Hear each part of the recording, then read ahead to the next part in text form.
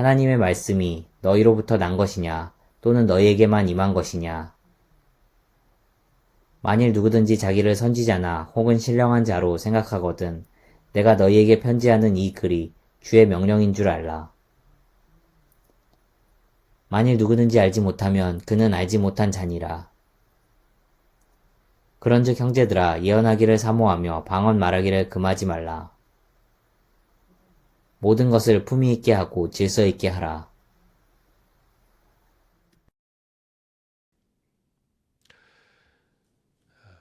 하나님의 자녀들, 사랑하는 성도 여러분을 주님의 이름으로 환영합니다. 우리를 자녀 삼으신 하나님께서는 저와 여러분을 언약 백성으로 부르셨습니다.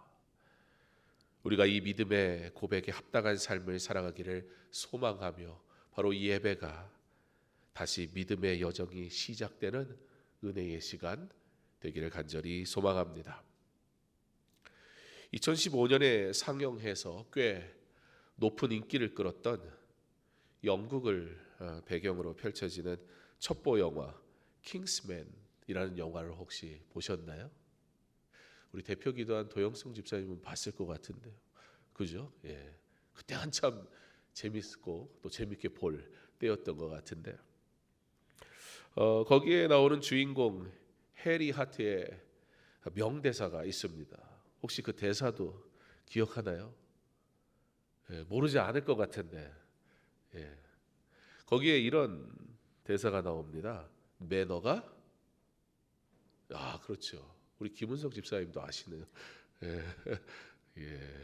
성경만 아시는 줄 알았더니 매너가 그러니까 딱 나오네. 하나님이 세상을 창조하사 이렇게 나오듯이 다 나오는 거예요. 그죠? 매너가 사람을 만든다. 영어로 manners, make man 그렇게 되어 있습니다.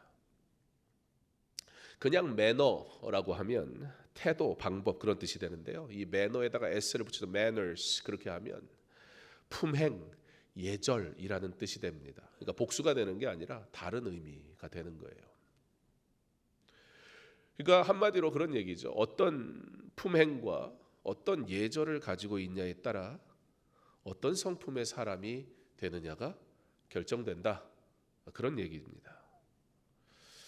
여기에 어울리는 사자성어를 찾아보면 군자의 품격이 있는 행동, 올바르고 도덕적인 사람의 삶을 뜻하는 군자지행, 또는 몸을 닦고 집안을 다스린다는 의미로 자기 수양이 바탕이 되어야 사회와 국가도 바르게 된다는 뜻의 수신제가, 이런 사자성어들 어울릴 것 같습니다. 우리는 질서를 말하고 규칙을 말하고 진리를 말하고 회복을 말하고 은혜를 말하고 변화를 말하지만 정작 그 모든 것의 시작은 내 안에서부터 시작이 되어야 하는데 나의 말이 바뀌어야 되고 나의 행동이 바뀌어야 되고 나의 모습이 바뀌어야 되고 나의 성품이 바뀌어야 되는데 우리는 온통 타인이 바뀌길 바라고 세상이 바뀌길 바랄 뿐 나의 변화에 대해선 그닥 진지하지 못한 것 같습니다.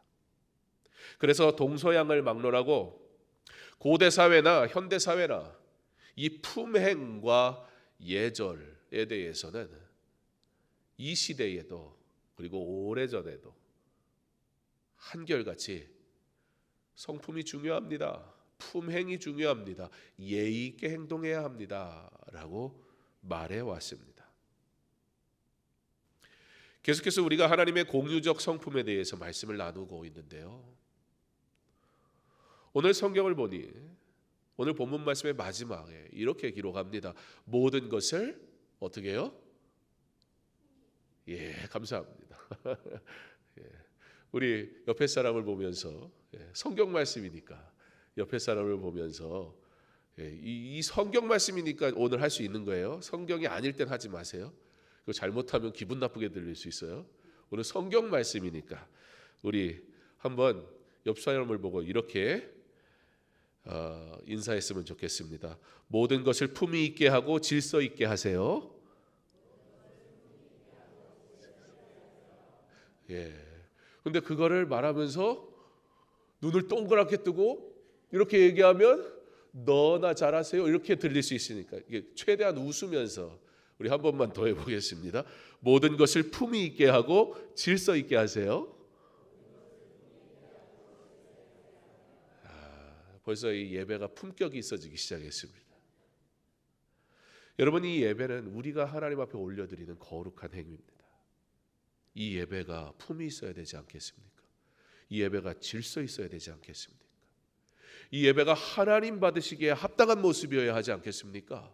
이 예배가 온전히 하나님께만 영광 돌리는 모든 행위가 되어야 하지 않겠습니까? 여기에 사람의 일을 하면 더 즐거울까요? 여기에 사람이 드러나면 좀 더 재미있을까요? 예배는 그렇지 않지 않습니까? 이 예배에 합당한 품이 있는 질서 있는 거룩한 예배. 성경은 오늘 우리에게 거룩한 하나님의 백성이 살아가는 방법에 대해서 아주 정확하게 얘기해 주고 있습니다.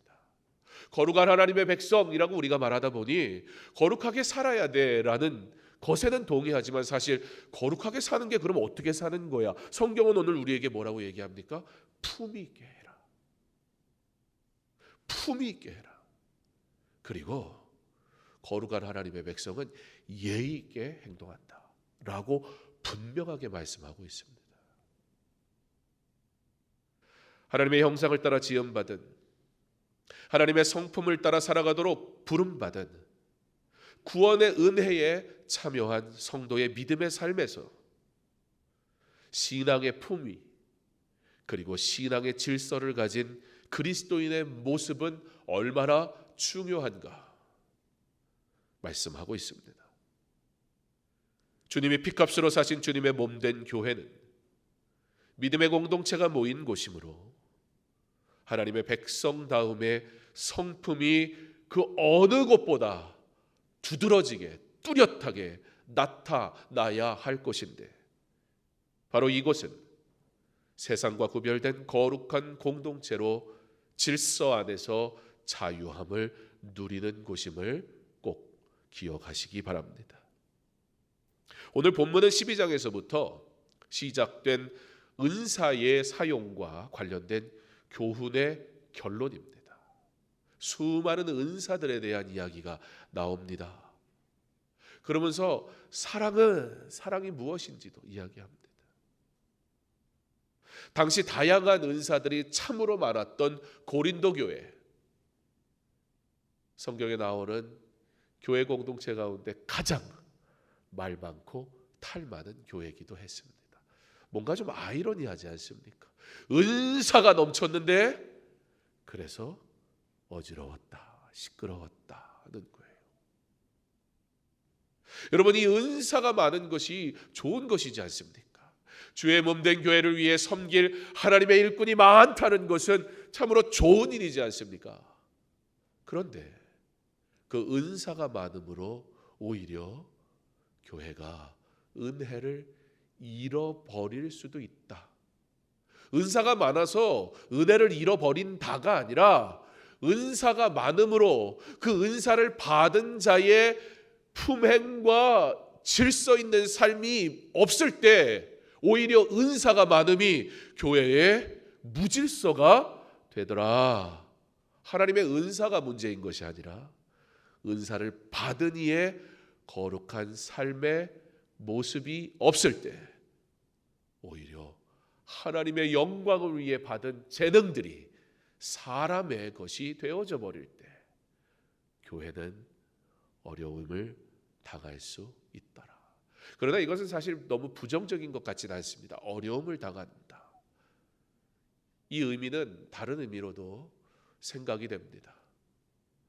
하나님은 질서의 하나님이시기 때문에, 하나님이 세상을 질서 있게 창조하셨기 때문에, 주님의 몸된 교회는 질서가 지켜져야 되는 곳이기에 하나님의 질서대로 그 은사를 따라 섬길 때 교회는 은혜가 넘치는 것이 당연한데, 그 하나님의 질서가 사람의 것으로 바뀌어버리면 무질서해지는 건 어떻게 보면 너무나 당연한 일이다라는 뜻이에요.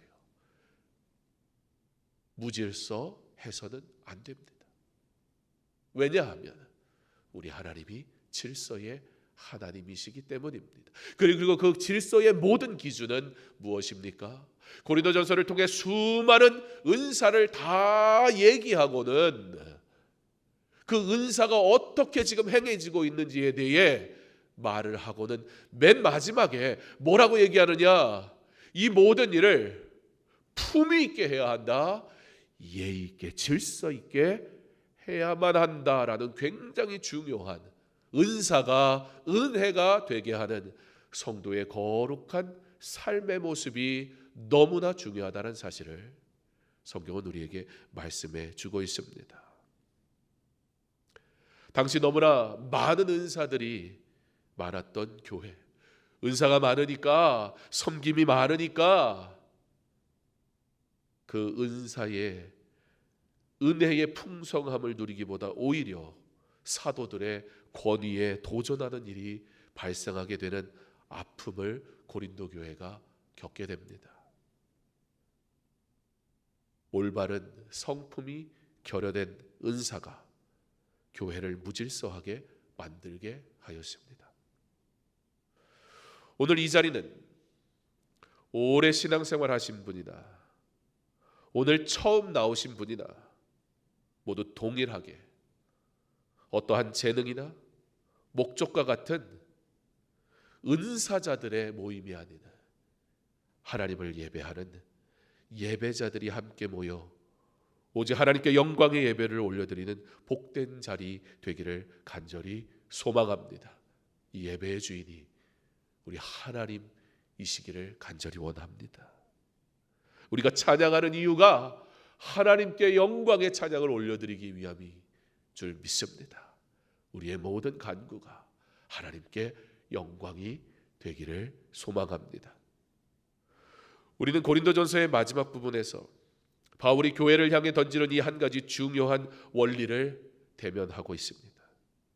그것은 바로 자유는 무질서 속에서가 아니라 하나님의 질서 안에서 참되게 누릴 수 있다라는 사실입니다. 우리는 오직 그리스도 안에서만 자유를 누립니다. 성령의 역사 가운데 말하고 찬양하며 은사로 섬기며 자유롭게 예배 드리고 싶어 합니다. 그런데 그 자유가 그리스도 안에서가 아닌 은사 자체가 목적이 되고 우리 찬양대가 찬양하는 이유가 무엇입니까? 거기에도 규칙이 있고 질서가 있지 않습니까? 무엇입니까? 노래를 잘 불러서 일 수도 있습니다. 그것도 중요한 부분입니다. 하나님이 주신 재능이니까요. 자, 이 재능이 은사가 은혜가 되려면 어떻게 해야 합니까? 어떻게 하라고요? 질서를 잘 지켜라. 오늘 갈릴리 찬양대의 찬양이 너무 은혜가 되지 않았습니까? 원고에 없는 거예요. 왜냐하면 실제 제가 저기 앉아서 느낀 바가 그거니까. 우린 영적인 사람들이잖아요. 영적인 사람들이 하나님 앞에 찬양할 때 찬양 가운데 주시는 하나님의 은혜가 우리 가운데 임하는 것은 당연한 거 아닙니까? 갈릴리 찬양대 제가 매주 듣는데 여러분 뭘 매주 하면 감동받기 쉽지 않습니다. 그렇잖아요. 외부 강사가 좋아요. 한 번만 하면 가고 되니까 한 번 은혜 주면 되거든요. 엄마도 식당 아줌마가 더 좋아요. 가면 맛있대 애들이. 맨날 해줘봐야 집에서 먹으면 이게 쉽지 않거든요. 감동받기가. 그런데요. 찬양대가 찬양을 쫙 하는데 제가 어떤 생각이 들었냐면 오늘 갈릴리 찬양대가 늘 그렇지만 참 질서가 있다. 오늘 찬양은 성에 안 찬다고 이렇게 조용하게만 부르는 거야. 그리고 내 목소리가 나오고 싶어서 확 질렀다간 그 사람 때문에 다 망치는 거예요. 오늘 찬양은 다 다른 성격을 가지신 분들이 여기 모였잖아요. 그분들이 절제하지 않으면 은혜가 안 되는 거예요. 아니 목소리가 원래 그렇게 작지 않잖아요. 그죠?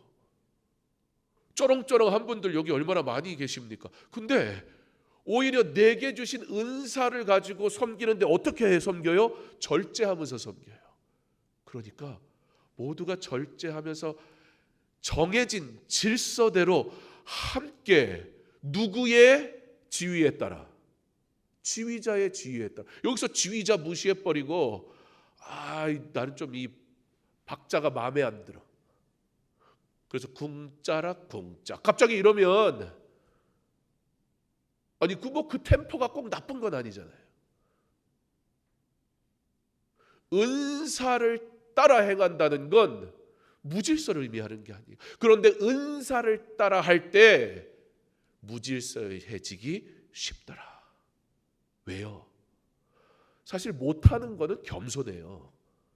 만약에 내가 노래를 못해, 근데 합창을 어쩔 수 없이 해야 돼. 그 사람이 크게 부를까요? 입도 안 벌릴지도 몰라요. 이것이 빨리 끝났으면 뭐 그러고 있을지도 몰라요.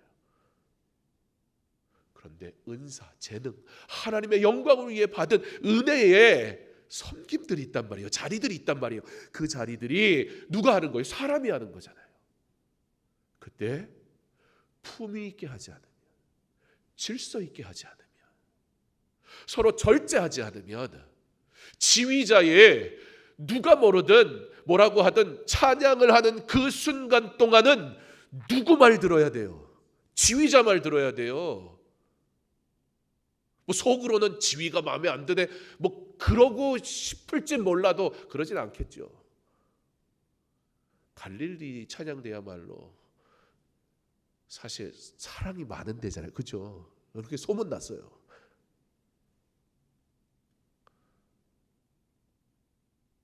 사랑이 많다고 지휘자가 사랑으로 이해하겠지. 그리고 갑자기 없던 솔로하고 막 악보에 나와 있지 않는 화음 넣고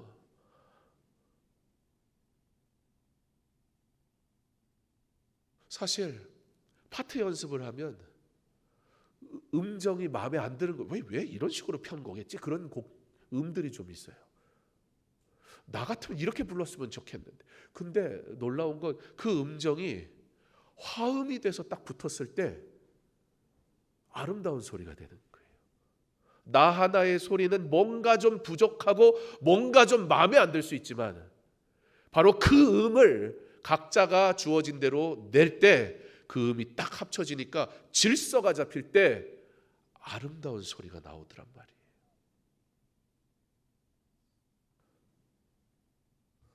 우리는 그리스도 안에서 자유를 누리는 자입니다. 성령의 역사 가운데서 말하고 찬양하며 은사로 섬기며 자유롭게 예배하는 자들입니다. 오늘 본문에서 바울은 질서가 지켜질 때 하나님의 방식대로 하나님이 주신 은사가 질서대로 섬겨질 때 은혜가 됩니다 라고 우리에게 그 은혜의 삶을 살기를 은사로 사는 삶이 아니라 은혜로 사는 삶이 되기 위한 은사의 필요가 우리 삶 가운데 누려지기를 원하고 있습니다. 오늘 본문에서 바울은 고린도 교회가 경험한 바로 그 혼란 속의 질서와 품위의 필요성을 다음 세 가지의 내용으로 말하고 있습니다. 첫째, 하나님의 말씀은 인간에게서 난 것이 아닙니다. 36절에 하나님의 말씀이 너희에게서 난 것이냐? 또는 너희에게만 임한 것이냐? 바울은 고린도 교회의 교만을 꿰뚫습니다.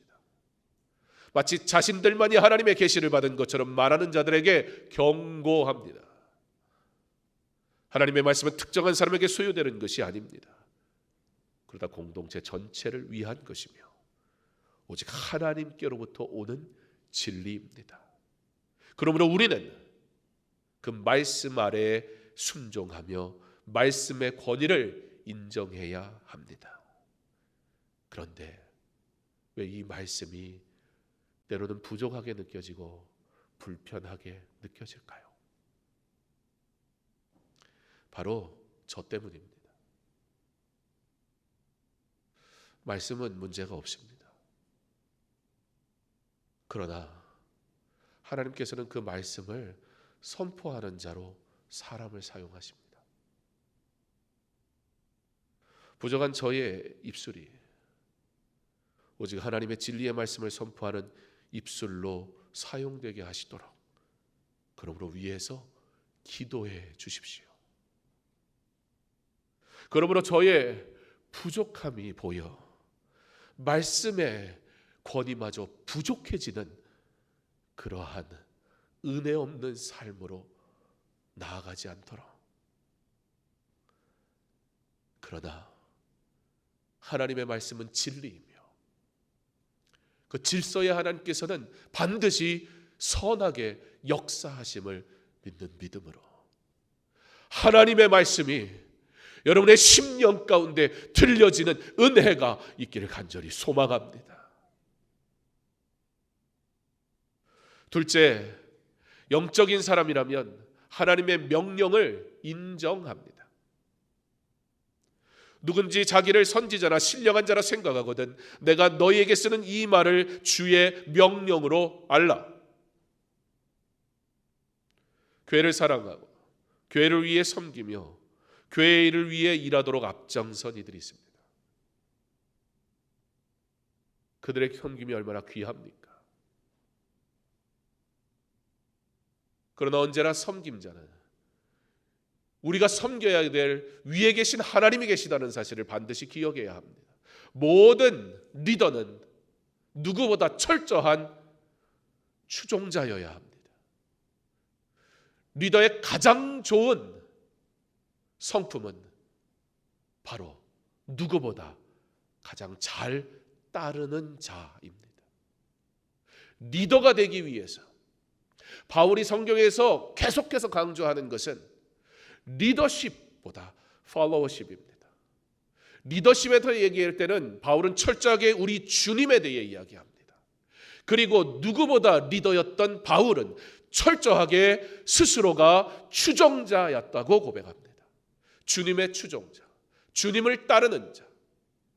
이 세상에서 존재하는 모든 리더들은 그리고 가장 좋은 리더가 만약에 존재한다면 그는 누구보다 하나님을 잘 따르는 자여야만 하는 것입니다. 그러므로 교회에서의 섬김도 질서 안에 이루어져야 합니다. 좋은 리더가 되기 위해선 반드시 좋은 추종자가 되어야 합니다. 좋은 찬양대가 되려면 지휘자의 지휘를 따라갈 줄 알아야 합니다. 내가 테너를 책임지면 테너에서는 리더지만 그렇다 하여 지휘자의 권위를 넘어설 수는 없습니다. 우린 이것을 질서라고 합니다. 이 질서를 지키는 모습을 품위라고 합니다. 오늘날도 자칫하면 영적인 체험이나 또는 사람의 열심 있는 열정이 말씀의 권위를 뛰어넘는 오류에 빠질 수 있습니다. 하지만 바울은 단호히 말합니다. 내가 너희에게 편지하는 이 글이 주의 명령인 줄 알라. 우리는 은사를 통해 멋지게 드러나야 하나님이 영광 받으실 것이라 생각하고 그것이 교회를 유익하게 하는 일이라고 생각할 수 있으나 오히려 질서 있는 온전한 예배, 절제된 은사 사용, 타인을 배려하는 품위 있는 태도야말로 성령을 따라 행하는 삶의 모습인 것입니다. 셋째, 하나님의 공동체는 품위 있고 질서 있게 행동합니다. 모든 것을 품위 있게 하고 질서 있게 하라. 바울은 혼돈 가운데 있는 고린도 교회를 한 문장으로 정리합니다. 모든 것을 품위 있게 질서 있게 하라. 이것이 교회의 예배와 공동체 생활을 위한 핵심 원리입니다. 은사가 아무리 넘쳐도 사랑이 없으면 울리는 꽹과리가 되는 겁니다. 은사가 사랑으로 행해질 땐 은혜가 풍성한 교회가 되지만 은사가 사랑이 없으면 꽹가리처럼 시끄러워진다, 그 말입니다. 품위 있게 하나님 앞에 마땅한 태도, 겸손함으로 경건함을 유지하라는 뜻입니다. 질서 있게 각자에게 주어진 권위와 자리를 인정하고 존중함으로 공동체 안에 조화를 이루라는 요청입니다. 자유는 방종이 아닙니다. 질서 안에서의 자유만이 거룩한 자유입니다. 하나님의 질서는 우리를 억압하기 위해 있는 것이 아니라 진정한 자유를 누리게 하기 위한 하나님의 은혜입니다. 말씀을 맺으려 합니다. 질서 안에서의 자유가 진짜 자유입니다. 사랑하는 성도 여러분, 오늘 우리는 질서라는 단어를 다시 새롭게 대하기 원합니다. 우리가 무질서한 세상에 사는 것처럼 보여도 사실 세상은 매우 질서 있는 곳입니다. 왜냐하면 하나님은 질서의 하나님이시기 때문입니다. 바로 그 하나님께서 온 우주를 지금도 질서 가운데 통치하고 계십니다. 세상의 일들이 내 뜻대로 되지 않고 하나님의 뜻이 어디에 있기에 이러한 결과가 나오는 것일까? 수많은 질문을 하며 살아가는 우리이지만, 그러나 우리가 하나님이 질서의 하나님이시는 사실을 진정 믿는다면 반드시 하나님께서 그의 선하신 뜻을 이루심을 믿음으로 기대하며 거기서 끝나면 안 되고 기대하며 우리도 하나님의 질서를 따라 살아가는 자가 되어야 할 것입니다. 성도에게는 그러므로 어떤 질서가 우선이 되어야 할까요? 바로 말씀의 질서가 최우선이 되어야만 합니다. 진정한 참된 자유, 기쁨, 평강, 은혜를 누리는 방법은 바로 질서의 하나님이신 하나님의 말씀을 따라 살아가는 삶이 시작될 때 누려지게 되는 것입니다. 말씀의 질서가 무너졌을 때 불편함을 느낄 수 있어야 됩니다. 성도는 말씀 안에 거할 때 참 자유를 누리는 자입니다. 지금 나는 말씀 따라 사는 삶이 불편합니까? 아니면 말씀이 없는 삶이 불편합니까? 내 삶이, 신앙의 걸음이, 허락하신 일터의 모든 자리가 하나님의 질서 안에 거할 때 우리는 가장 자유롭게 하나님께 예배드리며 하나님의 영광을 나타내는 삶을 살 수 있습니다. 혼란이 아닌 평화, 자기를 드러내기보다 하나님을 영화롭게 하는 예배, 그것이 바로 성령 충만한 교회의 모습입니다. 그러므로 다음과 같은 신앙의 적용이 있는 삶을 살아가시기를 권면합니다. 첫째, 나는 지금 공동체 안에서 나의 위치를 품위 있게 지키고 있는가? 둘째, 나는 성령의 은사와 자유를 질서 안에서 사용하고 있는가? 셋째, 오늘의 예배와 사역, 삶에서 나는 하나님의 질서를 사랑하며 따르고 있는가? 이 권면에 대해 깊이 묵상하는 한 주, 이렇게 기도하며 살아가시는 한 주가 되기를 소망합니다. 하나님, 우리로 하여금 진정한 자유를 누리게 하시되 그 자유가 주님의 말씀과 질서 안에 있게 하소서. 무엇을 하든지 품위 있게 질서 있게 행함으로 우리의 삶과 예배가 주님께 향기로운 제사가 되게 하소서.